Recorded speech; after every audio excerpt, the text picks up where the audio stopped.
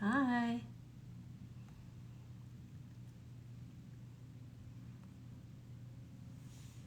Hi, everyone.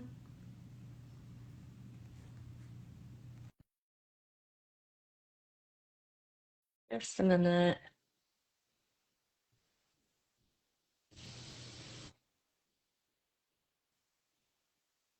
Hi. Hi, how are you? I'm good. How are you? Good, thank you. Sorry, I feel like I haven't been on live for such a long time. I was like, do I know how to work this out?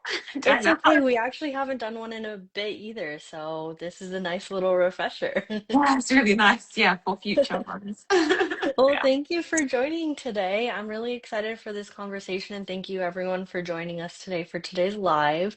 So, as many of you know, we'll be talking about infertility and mental health, and I'm joined by Amrita Kataria today. So, really excited to dive into this conversation. But before we get started and kind of have just a discussion on the topic, I wanted to give just a quick introduction for you, Amrita, and talk a little bit about your bio so people know a little bit more about you. So, Yes, oh, thank you. Thank yeah. you so much for having me, and thank you for the warm introduction.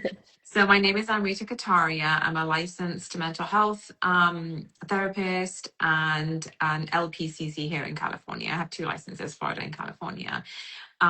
So I am originally from the UK, but have been living in the States for a long time and have been in this field for about 17 years. So have worked in sort of very different areas of the field where I've done private practice, where I'm at now, but agency, worked in like a rehabilitation center for like traumatic brain injuries, worked with children, so lots of wonderful different areas, which I think all kind of led me to grow this love for working with the South Asian community. And so like really during COVID was when I think I was like, wow, like I had a lot of clients that were reaching out, potential clients that were reaching out, and a lot of them of, the South Asian descent. And I'm like, wow, this is interesting. And it's not like I haven't seen South Asian clients before, I have, but the amount of, kind of inquiries, I was like, wow, this is a good place to be. And I think all my experience and my also personal growth, I think kind of all led me to, work with my own community. And so I thought that this was a good kind of leg in. So I've been working, with South Asian clients, individuals and couples, and really kind of focusing on self identity, identifying your own self and your own needs outside of cultural ones, but not in a way where we're negative towards the culture. Our culture is beautiful, right? And there's so many subcultures within when we just say, South Asian communities or South Asian culture, and they're all very beautiful, and we're not against our own upbringing and values we've been taught and or learned, but we also have to try to find our own voice within those, right? So finding what aligns with you as an individual, so you're like, in encouraging clients, we're allowed to pick and choose things that work for us, that work with us as individuals, and then things that work with us culturally as well. So I feel that has been, even for me, like really refreshing to work with clients on just owning self identity, and navigating cultural nuances. So that's kind of where my work has been recently. Yeah. Yeah, no, that's amazing. And thank you for all you do. And, especially in the South Asian community, it is so, so needed. And yeah, I'm really excited to have this conversation with you. So I know you talked a little bit about your background, and your expertise, and, that you've been working with a lot more South Asian people and couples. From your experience and from your work, what are some of the most common mental health challenges you see in the South Asian community? Oh, that's a good question. A lot of, I think, kind of unnamed anxiety, depression, a lot of living by cultural expectations, low self-esteem, lack of confidence, decision making. Actually, some of our topic, what we're going to talk about today, I've seen a lot of that, the, infertility and how parents of couples that I see that, or how family views that. And that has been a big one because there's such a lack of like understanding and education behind, why this is, an option for some. It's sad and very isolating, and that causes a lot of angst with couples as well, and even individually, right? Anxiety, depressive symptoms, a lot of communication issues. And then I do quite a bit of work with couples and how to navigate kind of in-law, how to navigate in-laws, how to communicate better with them, how to communicate better with your own parents. They don't always have, and not by their, for any fault of their own. It's just that generation is very different from our generation, talking about coping tools, talking about how to communicate, talking about validating, talking about, how to, use terms of, appreciation with each other. It's really not a thing. And so it's very, do quite a bit of work around that because a little bit of validation, even with our parents, goes such a long way. We don't really realize it, and it helps enhance that communication. Expressing how you feel doesn't always have to turn into a fight with them, right? So I talk about that a lot with clients. So these are some of the things I think that, they do fall under the umbrella of, just gaining coping tools in general. Life, you know, isn't always easy. But when you add like the cultural piece to it, I think, it's really important to address some of the underlying things like depression and anxiety that come along with some of the things that kind of sit on the surface, such as, the navigating cultural nuances. Yeah. Yeah, absolutely. That's also important. And it's no secret that mental health has often been stigmatized in the culture that, many it's been like that for a very, very long time. But I'm curious to know if you've seen a shift in that at all and if it has become any easier for people to talk about mental health or seek therapy, or if there's been any changes. Absolutely.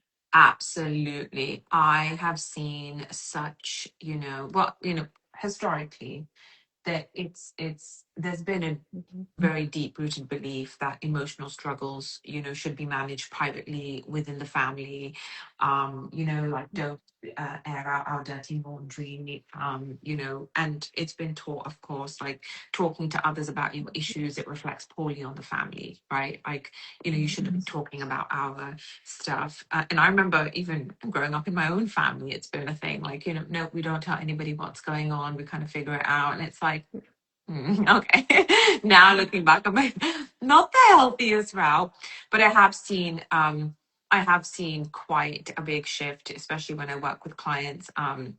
There's a very strong, obviously, cultural emphasis on reputation, right? mhm, And also like when clients come and they inquire about therapy, they'll put that piece in there like, I'm not sure if this is I should be doing this, if this is the right thing. mhm, I don't know if I need to speak with a doctor, if I need to speak with a therapist. And then after some more conversation, it's like, yes, this is something that sounds like you do need.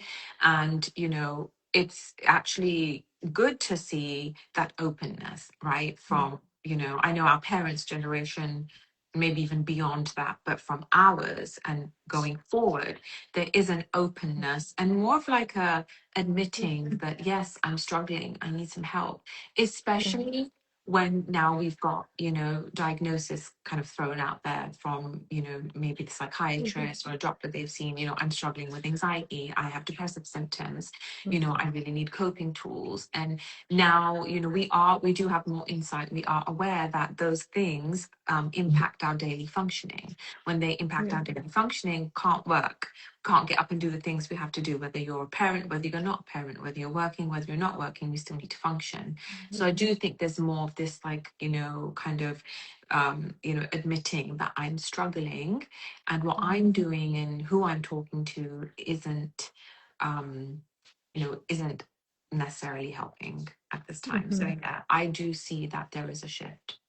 No, that's amazing. And I think that's a big goal of having these conversations too, to make it feel more comfortable, more acceptable, more open, and kind of shifting that dialogue to be normal for you for these conversations to take place and for people to seek help if they need. So I think that's amazing. Yeah, I do But too. It's good. yeah. It's good to see a bit of that giving in and admittance, like admitting that, I have this thing going on. It's outside, it's more outside of my control than I think, and I have to do something about it, right? I think it's really important. Yeah. Yeah, absolutely. And so I know in through South Asian Care, we do talk about mental health a lot, but one topic we actually haven't covered too much is infertility and mental health. So I'm really happy we're having this conversation today because infertility can impact many, many people, and it is often, just pushed under the rug, not spoken about, but it is something that can impact people on a very, very deep level. Mhm. So let's dive in.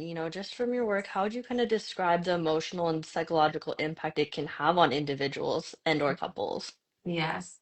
So I do definitely feel through my, Mhm, work with couples, individuals, in our culture and of course in, any culture mhm, really, it can be incredibly painful and an isolating experience, mhm, of course, both emotionally and psychologically and also mhm, physically very draining for both people, right? Both parties involved. And I think like the part of it is there's two parts. There's like for the female, she goes through the physical changes, of course, emotional mhm, changes and psychological changes. But your spouse may not understand what's happening all at once mhm, either. And so they're both individually going through it and also as a couple. mhm, And so, I've seen that like there's a lot of challenges. Um, and one of those is, you've got lots of hope on this future of having a child, mhm, right? And if you think of the South Asian community, the next step is like, of course, after you get we have our parents go through the list of like, you get educated, then you get a good job, then you get married, then you buy a home, and then you have a child or children, and then, so forth. So it's like the natural progression, right? And so if there's a couple that's struggling with that, of course, there is this low self esteem that they feel because they're not able to live up to this expectation of this natural progression of what they've been taught. So I think that this is a very tough topic in our community. And I think I have seen, I've seen people, go through a lot of different kind of ups and downs. There's, depression, feelings of shame, feelings of guilt, inadequacy, and then of course that strains a relationship, that heightens anxiety.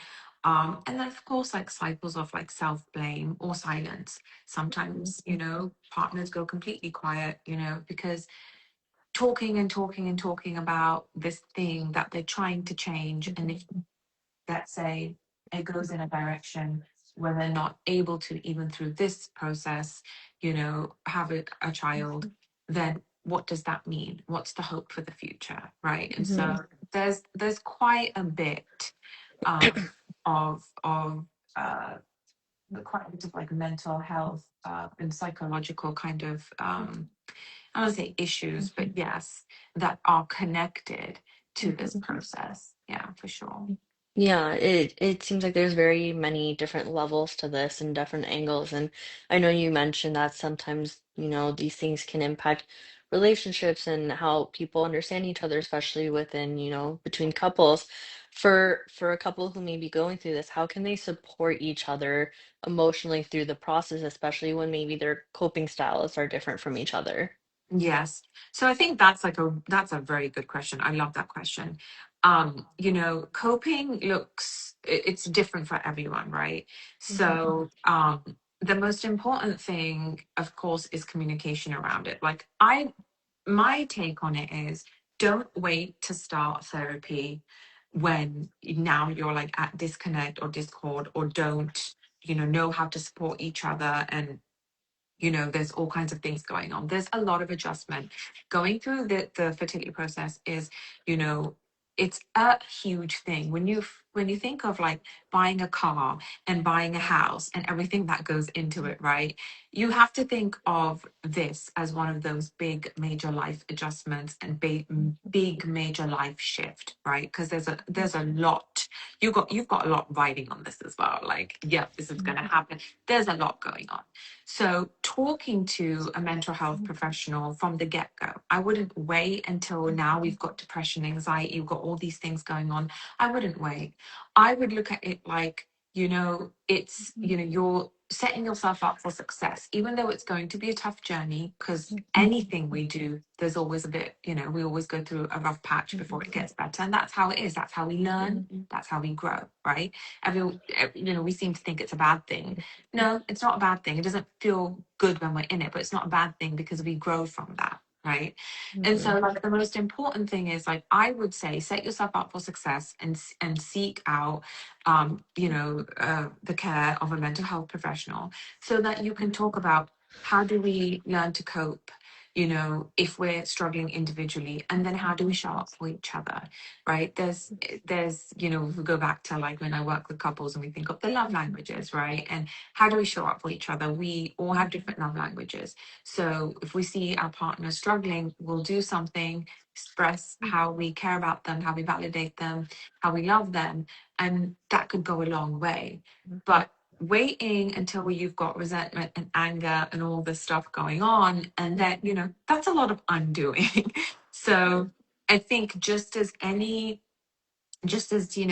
other medical, like, we would go seek a consult with someone that we're going to have surgery with for like a pre-op and whatnot. I would look at it like that. I would say, I'm going to set myself up for success, get it going, and throughout the process, seek therapy, have someone that can guide you through what you're feeling and how to manage those feelings. Yeah, absolutely. And I think just to add on to that, there's no shame behind that in Oh, finding those resources and support. And it's, for one's own well-being and to make the process, it's not an easy process to begin with. So that extra level of support can only help. So I just agree and encourage people to, seek out those resources if they need it. yeah. So outside of couples, I know that there can be conversations, comments from other family members, external community members. How can people go about kind of setting boundaries or respond to comments around, kids? When are you having kids? Why don't you have kids yet? For someone who may be going through infertility because, they don't always know, and those kind of questions can be common, especially in South Asian communities. Yes, that's a really good question. Setting boundaries is a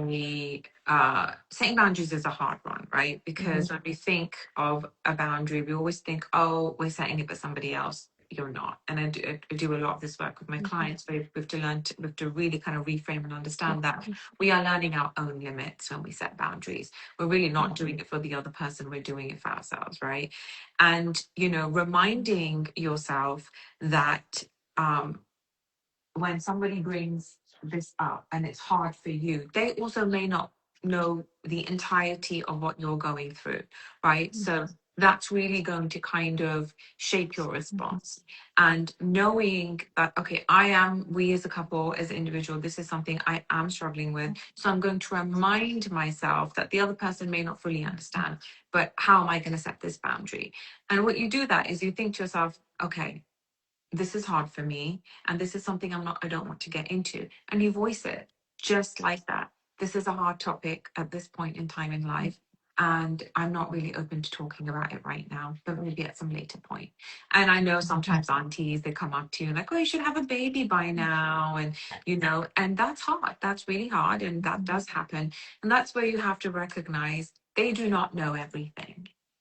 They kind of say these things, and I don't know, it can be from whatever kind of place. It could be love, it could whatever place it's from. When we never understand this with family, um it's a hard one. But you remind yourself that, like, okay, I'm the one that's going through this. I have control over my response, right? Because your response is going to help figure out what your emotional reaction is going to be as well. So you remind yourself, like, you know what, this is something I don't really want to talk about right now.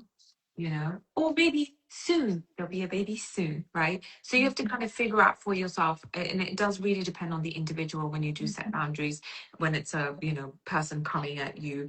The other way, I think, social media is a big one, right? So like setting boundaries around that is also very important. Sometimes we see lots of things, people might be posting pregnancy announcements, and or bringing home baby and things like that. Now, we have more control over those things than we do other people. So, just as you would set a boundary with an in person, just, voicing how you feel, you have to remind yourself, like, okay, I can still set boundaries for myself in this, arena as well, where we're seeing things.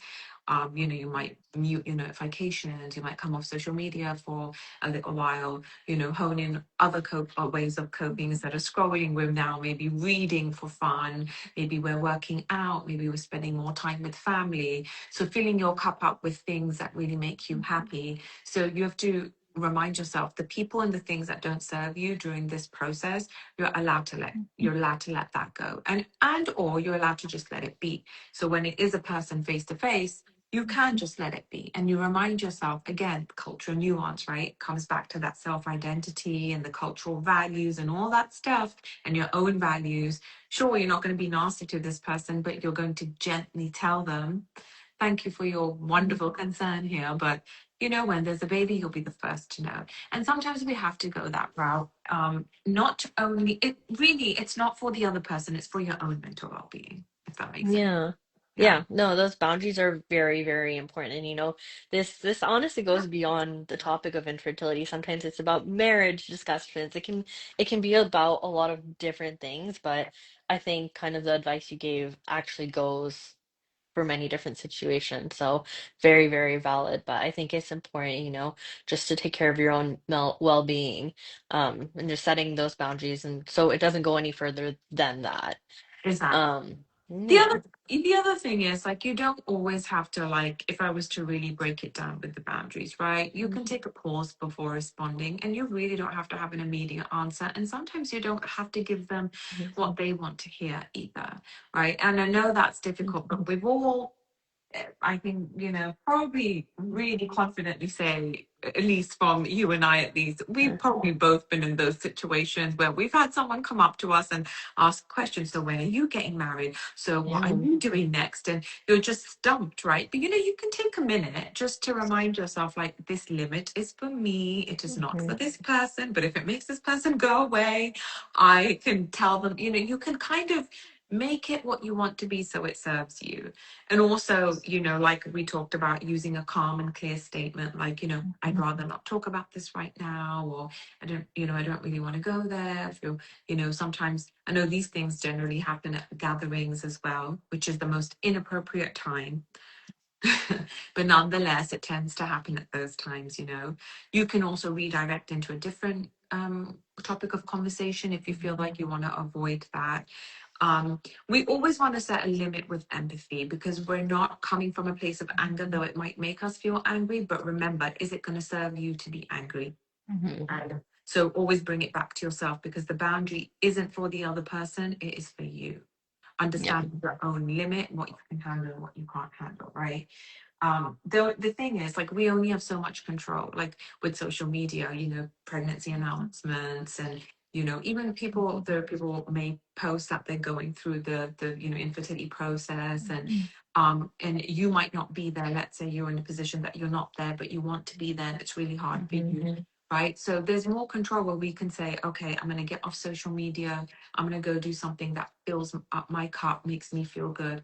But when there's someone in front of you, I know that's a little bit harder. So you need to take a little bit more time to kind of think about A, what you're going to say, and B, how you're directing it and what you're going to gain from it. Otherwise, Yeah. those conversations leave us feeling angrier than anything else. Yeah. Well, those are great suggestions and very, very important. Um, so we have a few community questions that people had asked us to go over in today's session. But before I jump into that, I just want to ask one more thing. So, what advice do you have for someone who feels alone, ashamed, or just hopeless in the fertility journey? Yes, and that is a very good question. So, for people that do, don't have a lot of connections in terms of like maybe family support, they're feeling isolated, it's really important to join some local support groups. There's many online you can join as well if finding a local one isn't an option, but really going back to your like resources, that is really important. We do not realize it, but there are so many other people that may be going through the same thing that you are. Support groups are so, so important. There's a lot of on local, I do believe there are local and online infertility like communities, right? Have a couple clients in the past that, especially a couple that was going through it, and they sought out their own. They weren't a part of the same group, they were in different groups, and it was very helpful for them. And so I think that is very important. The other thing is and this is a tough one, but when we think of like, you do feel alone and you feel isolated, you have to be very careful about who you want in your circle regarding what you're going through, right? So like if your family, your very South Asian family, like mom, dad, and all the rest of it, aunts, uncles, they don't fully understand, there's like the lack of understanding, lack of support.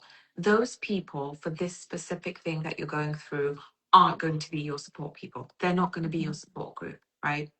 So that would be, and let's say your friends also can't quite understand, then also realize that they can be support in other areas of life. But this one thing, they're not going to give you the kind of support that you need. And you're going to actually feel worse, right? If you reach out and then they don't support you, they don't provide that empathy or that space that you need, then we have to realize those aren't the people for us. So that's why your local communities, I think we are going to find more support there, or even online communities as well. Facebook has a lot of different groups as well that you can be a part of course you have to sort of like vet everything before you sort of don't just join anything. Make sure it's a legit thing, and B, make sure of course the topic of what it is, like you connect to it. Try it out, see if you connect to the people. If you don't connect, there's no force in continuing. But I think that is important. The other thing is maybe sometimes like if you're a part of what do you call it, a certain faith, or you go to a temple or anything like that, and you find there's support there, that's also a good way as well. Yeah. Yeah, no, that is those are really good suggestions. And I think just one other thing too is, in infertility, if there's a couple involved, like I just want to also support, the male counterparts to also seek resources if they need, because sometimes that, they feel sometimes even more shame, or that they 100%. don't, yeah, that maybe they're not playing as big of a role. So they are also impacted too, so I just want to encourage men to also seek resources as they need fit, or other partners. Absolutely, 100%. And that's where Mhm, those local communities, those support groups really come in handy. mhm, Even I would say sometimes social media can in that mhm, way. You can find like pages, like advocates for normalizing infertility experiences mhm, versus someone's personal journey. Some people find that helpful, some people don't. But if you find pages where they could, you're reading posts that are validating, or there's mhm, even sometimes a quote, right, will really kind of touch you and change your day. Those are okay. But with social yeah, media, you do have to be careful, because a lot of people do post about their journeys, and rightfully so, they're allowed to. But if you yourself aren't in a good place, you're not going to look at that in a good way. And then it's in turn not really going to help mhm, you. So that social media is a hard one. Of course, there's always like, your friends, even when we think of the male counterpart, but again they have to be ones that can actually understand and help support you. um, Other ways of coping if you're feeling very isolated is volunteering and creative outlets. That might not be people like coming up to you and supporting you, but you can definitely channel that energy that you have, right? Sometimes if you're isolated, you feel like you're withdrawing, you're going through a lot. But picking up something like volunteering or creative outlet, it's around community, so you may make some friends. outside of what you're going through. And B, just having a creative outlet is very important. There's Yeah. so much like where you're channeling your energy into something positive when you're feeling down. There's so much to be Mhm. said about that, right? Sometimes it doesn't just have to mean community and people all the time. We may not want that. Mhm. There are some people that truly do okay if, having a creative outlet, if they're a person that is isolating and or just doesn't want to deal with people. We're allowed to have that space for a little while as long as we don't get stuck in it. We're allowed to have that, right? To understand what we're going through, have a bit of that individual space. And for people like that, having a creative outlet is going to be Mhm. very important. It's going to be helpful. Yeah. I love that. That's a great suggestion. Yeah. Okay. Absolutely. Well, I think those are really, really great suggestions, and advice. So we have just a few questions that people from our community wanted to talk about for us to talk about today. So, and we may have touched on these a little bit, but let's go through them. So the first one is, how do you handle the emotional roller coaster of fertility treatments, especially when every cycle brings new hope and disappointment? Yes. So the first one I would say acknowledge that hope and disappointment can coexist, right? You can have both of Mhm. them at the same time.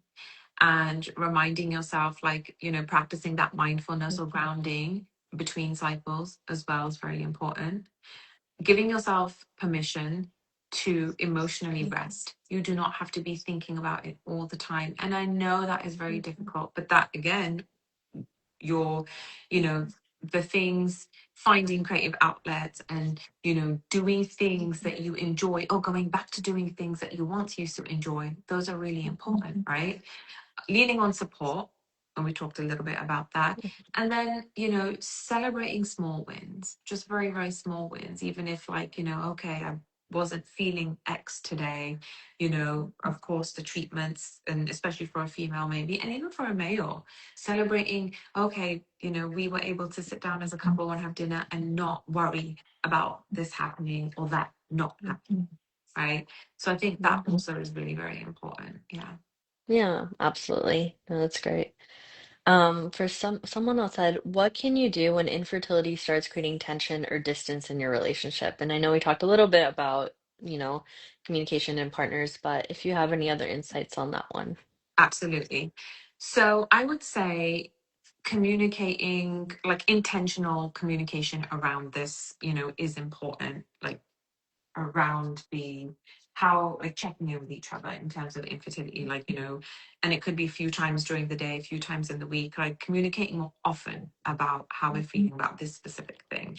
Like, okay, I'm feeling tired about X, Y, and Z today. I don't want to talk about, maybe infertility journey. Sure, that might come up, but it is important to name what you're feeling. So if one partner is saying, I'm feeling tired, I'm feeling exhausted, right? Then the other one understands, okay, mentally it's a lot, physically it's a lot, but naming it a few times during the day and just leaving it there. You don't have to keep talking about these things until you turn blue in the face. Communication can just be, hey, I feel, using an I feel statement, I'm feeling X, Y, or Z, and you can leave it there. You just have to, that is a validation, right? Your partner just listening. So that's why I think it's important to communicate openly and a bit more in terms of naming feelings. It's on a daily basis, right? Because it allows you the space to do so. You don't have to do anything about it in that moment. You can just leave it there. I think it's very Yeah. important.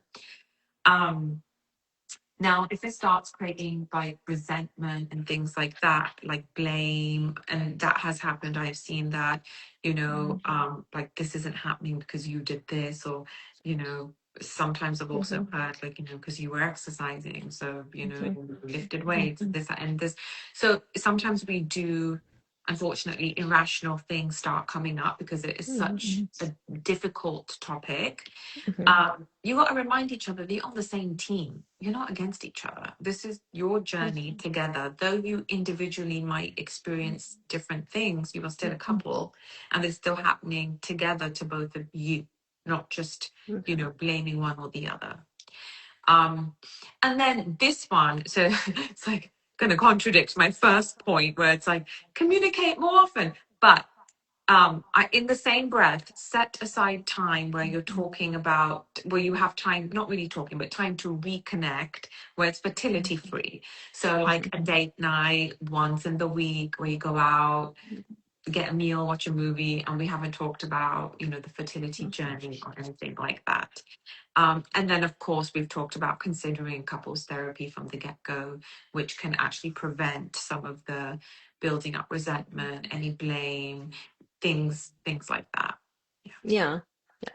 Great suggestions. I think those are all really important. And, people can see kind of what works for them and tailor to their relationship, what situation they're going through. But I think those are all really important suggestions.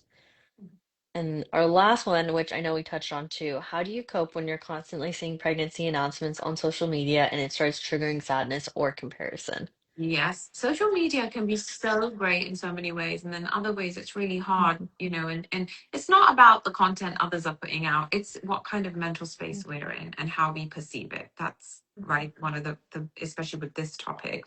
So what I would recommend is first and foremost is take breaks from social media or mute notifications on certain accounts.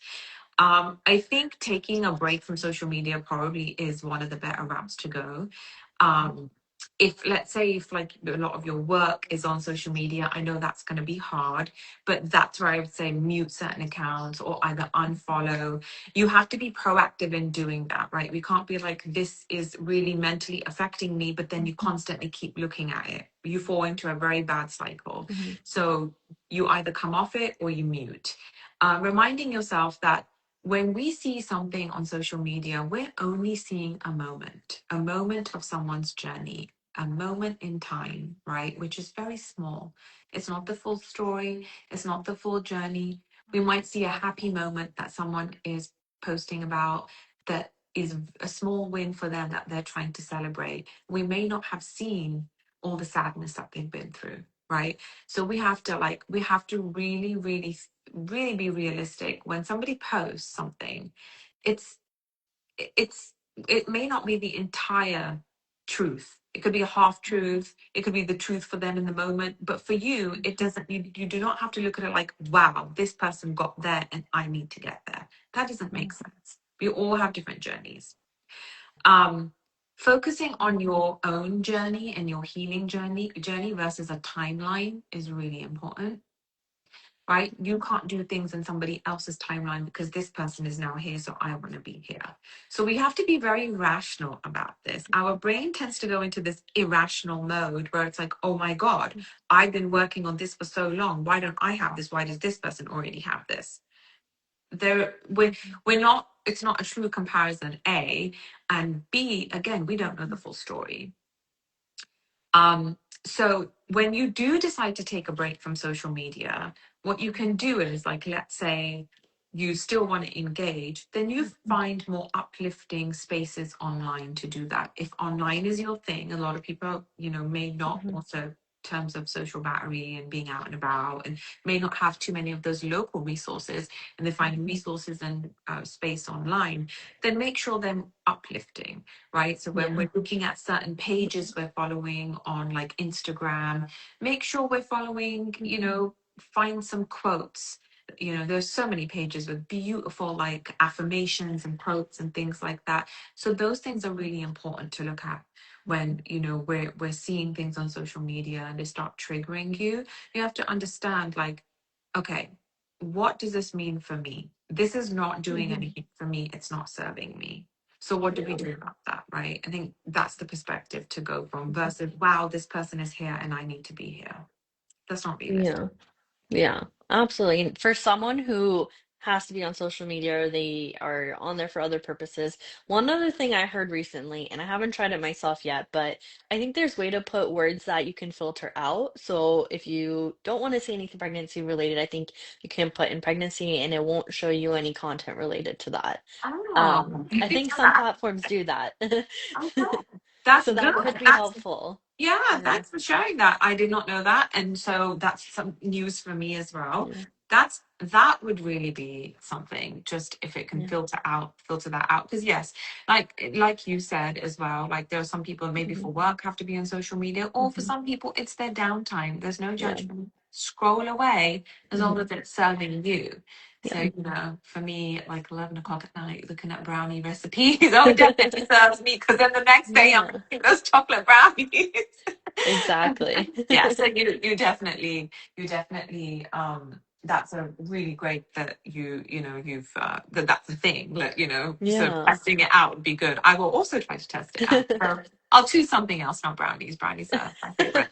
Not brownies. Not brownies. No, not brownies. Those are all mine. Yeah, Yeah, it's a useful feature, so hopefully that works well and that can be an option for some people. But I know social media is a really big one, especially this day and age, and a I lot of know. people choose to share every detail of their lives, and that can be hard for others. So I think it's all about coping and finding what works for you in your journey, whatever that may be. Yeah.